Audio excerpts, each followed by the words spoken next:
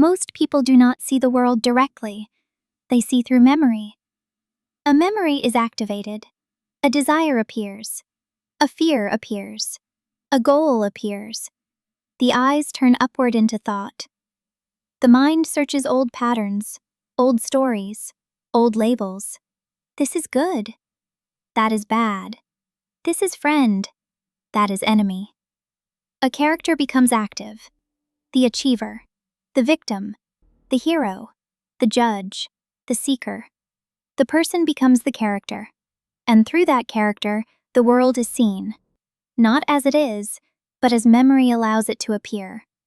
The perception is coarse, like a fairy tale made from a few selected pieces of reality. The mind takes a few bricks from existence and builds an entire story. The rest disappears. No rest is found there. Because the character must continue. It must reach somewhere. The character has already narrated a destination. The movement never ends. But there is another direction. Instead of moving deeper into the unverified mental constructions, attention begins to observe. Instead of following assumptions, it investigates. Instead of accepting inherited conclusions, it examines. Instead of living through narratives, it looks directly. Attention begins to observe. Observation becomes understanding. Understanding becomes insight.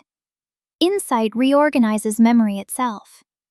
The eyes turn downward, toward what is actually present, toward direct seeing, not toward imagination, but toward existence. As understanding deepens, the boundaries of the character begin to soften. Compassion appears naturally. Compassion is the all-seeing eye, undivided by hero or villain, saint or thief.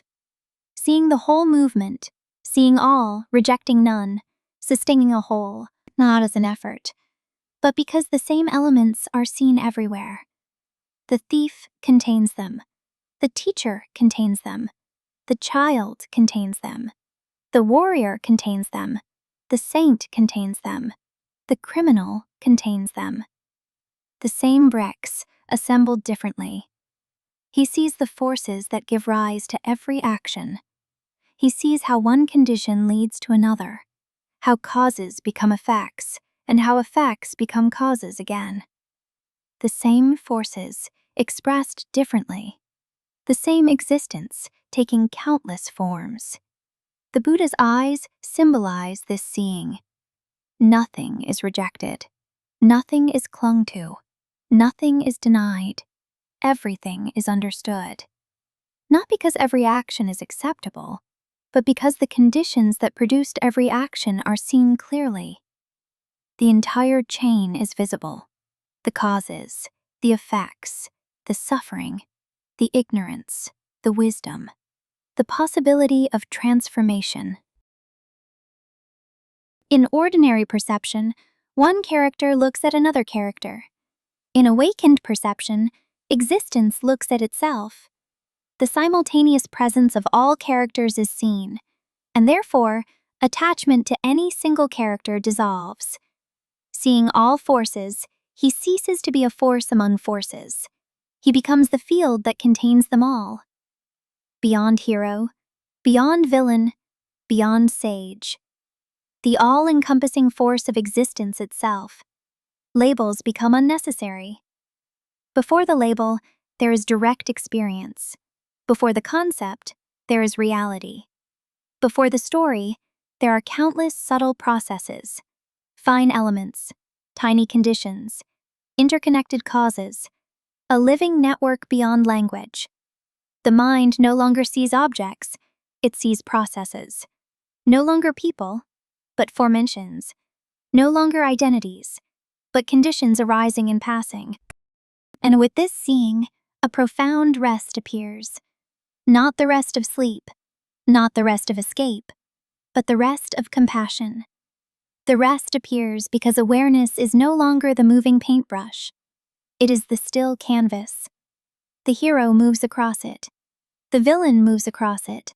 The sage moves across it. Worlds are painted upon it. Stories arise and fade upon it. Yet the canvas remains untouched. Still, open, unconfined, no longer carried away by a single stroke.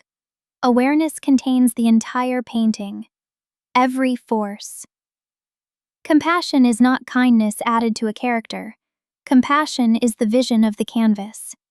Seeing every force, every condition, every brick of existence, seeing all bricks, awareness no longer stands with a particular arrangement of bricks. Seeing all forces, it no longer stands with a particular force. It becomes vast enough to contain them all. This vastness is compassion. This vastness is rest. This vastness is the smile of the Buddha. Look closely at the face. Most eyes are wide open, moving from form to form. The forehead is tense, the brows lifted, following what the awareness clings to. One eye rests on gain, another on loss, one on praise, another on blame. Attention becomes occupied by what it holds.